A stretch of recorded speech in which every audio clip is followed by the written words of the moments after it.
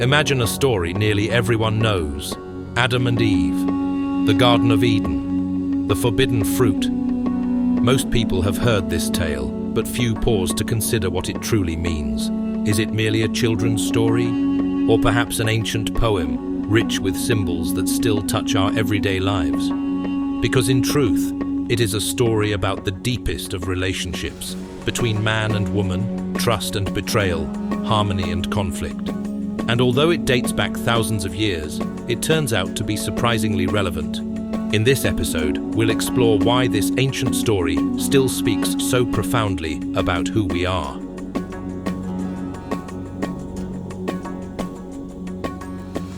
It's hard to ignore the absurdity of reading the story of Adam and Eve in a strictly literal way.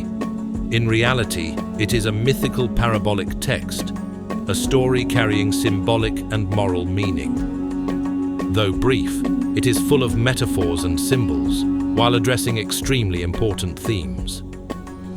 In this episode, we'll focus on the dynamics between man and woman. This is especially relevant today, as many Western societies are facing a serious crisis in these relationships.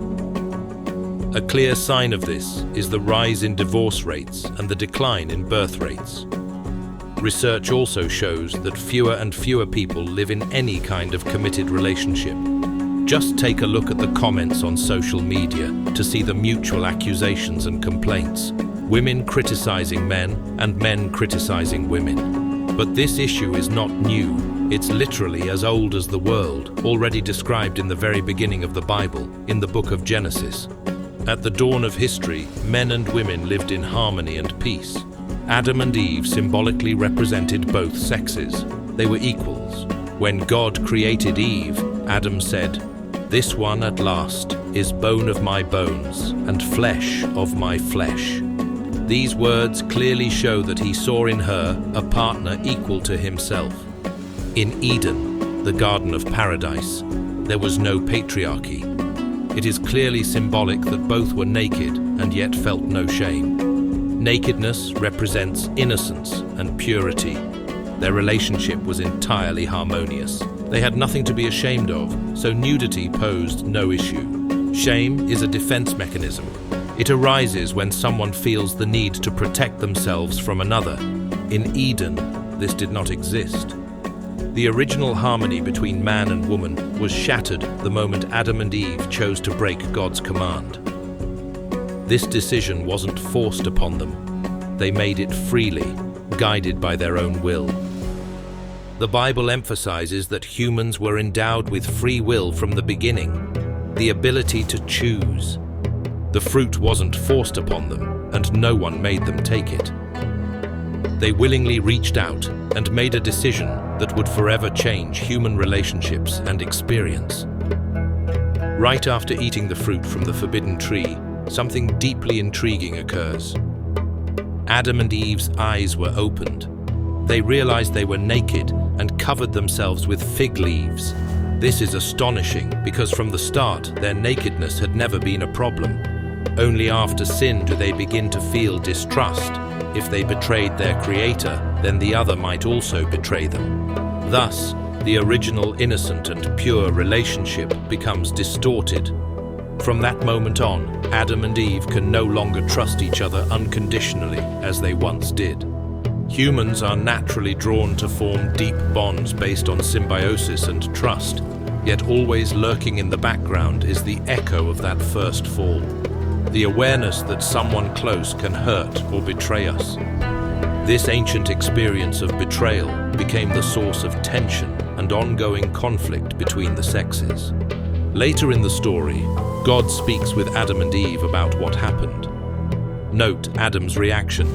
He immediately blames Eve, saying, "The woman whom you put here with me, she gave me fruit from the tree, so I ate it." These words contain more than just blame.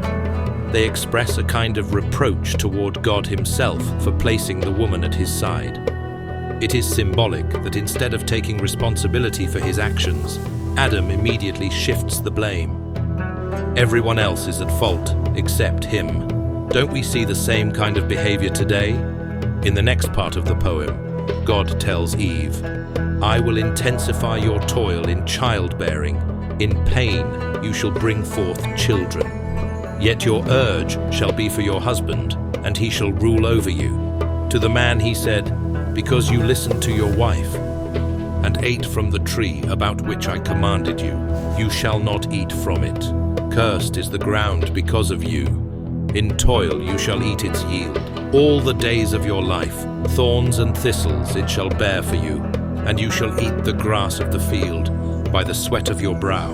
You shall eat bread until you return to the ground from which you were taken, for you are dust, and to dust you shall return." Then Adam gives the woman the name Eve. This moment carries deep symbolic weight. Earlier, God had given Adam the task of naming all living creatures over which he had dominion. Now, acting on his own, Adam gives a name to the woman, as if asserting power over her as well. With this gesture, he places her within the order of things he governs. From this point begins the objectification of woman. To understand how this objectification began, we must return to God's words. The woman would fall under the rule of man and suffer the pains of childbirth, while the man would face grueling labor whose fruits he would not fully enjoy. It is precisely in these areas, the sexual and the material, where mutual objectification most often occurs. When a man objectifies a woman, it usually happens in the sexual sphere. He doesn't see a person, but a means of satisfying his desires. He shows interest not because of who she is, but because of how he can use her. When a woman objectifies a man, it more often takes a material form. The man is not seen as a partner, but as a source of safety and resources.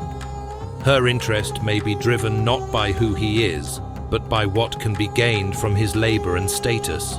God does not say this is how it should be. On the contrary, this is the state humanity entered as a result of sin. This was not how human relationships were meant to look. Sin brought about distrust, conflict, and the desire to dominate others.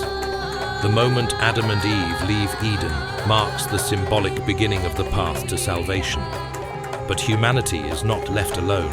God still cares for them, as shown by the scene in which, after the command is broken, he makes garments from skins for them. This story is a proto-evangelium, the first foretelling of Jesus' coming as the Savior of the world.